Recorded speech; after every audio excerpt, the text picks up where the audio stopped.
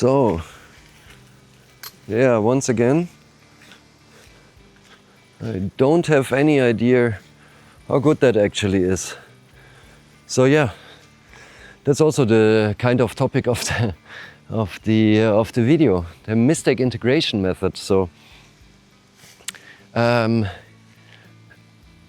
still lit, but in some seconds the light will be gone, and that's a mistake, right?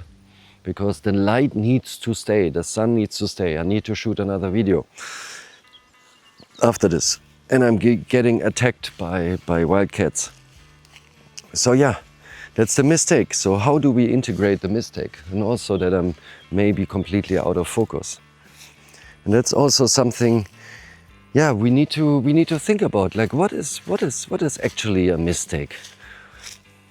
A mistake is an unexpected outcome. And what is an unexpected outcome? It's something which reality shows, even though I didn't expect it. So when I don't expect something, that means like I'm not in control. And what does that mean if I'm not in control? I get afraid because the reality is not following my expectations. So when the reality is not following my expectation, that means the reality is bad or the reality is good and I'm bad. So I always make the cut between me, my action, and the reality. So why is the reality not fitting my expectations? Because reality is doing what it wants. It's not in any way, anyhow, connected to anything what we would consider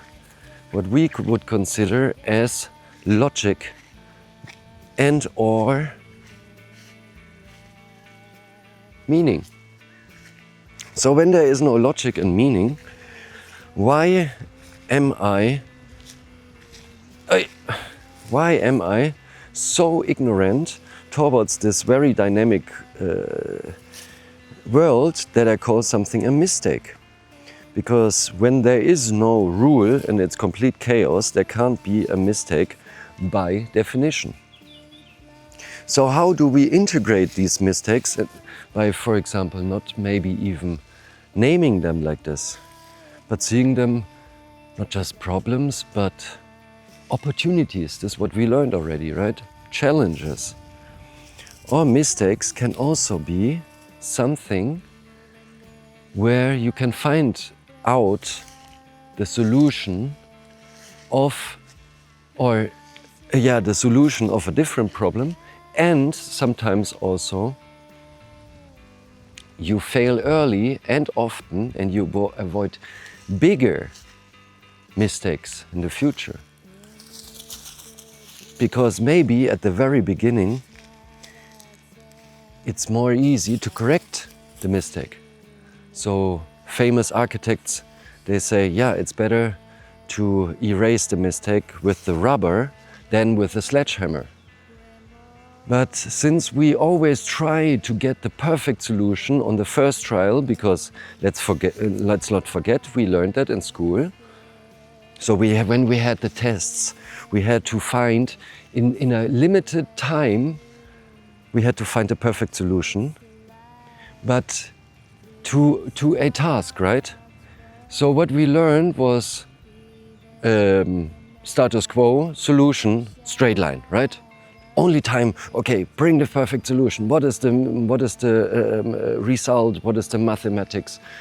Give me this, give me that, exactly. So what we learned is to avoid, just like a vampire tries to avoid the light, mistakes. And because mistakes is the bad thing, right?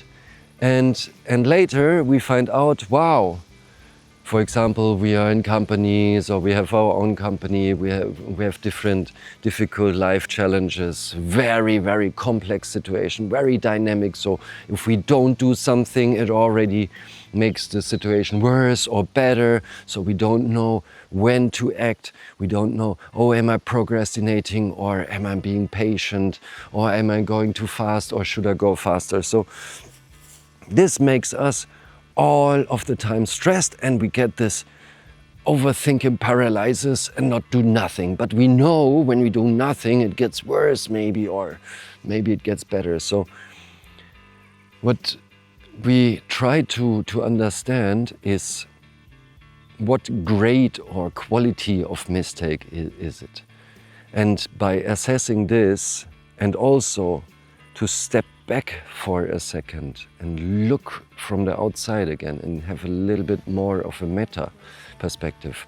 And you also maybe try in a thought process, what would be the worst mistake? For example, in product development, instead of like, oh, what is the perfect solution? Yeah, what would be the worst solution? Because maybe the worst solution and maybe the mistake leads us to something which could be the unique selling proposition, which is actually the solution the customer or your client wants to find. But you found it out through a mistake. So also in the labyrinth, how turns are doing like the solution or the path to a real good solution never goes straight. It goes around, and you think like sometimes, oh yeah, I'm diverting from the path to the solution. But actually, that's how you sometimes also extend the distance to the problem. Not being always problem focused, always problem focused. Or, on the other hand, only solution focused. So, oh, you have a great solution, but now you try to find a problem. Same thing as being overwhelmed by the problem, by the mistake. Instead of saying, yeah, can I break the mistake or can I break the solution down? So, this is what we are doing here in a thought process, in also applying it to real life situations and also on the canvas, because as we know, visual changes or visual creativity, oh, that was good, is very, very strongly connected also to the overall brain, because visual effects and visual problem solving is extremely impactful for all other parts of our thought processes. And that's it. And I think the mistake now is that I don't have any exposure anymore because I'm standing in this shadow. But how can I integrate that? Yeah, maybe up the shadows in post-production. Or maybe just take the ND filter off. Okay, that was too much technical terms.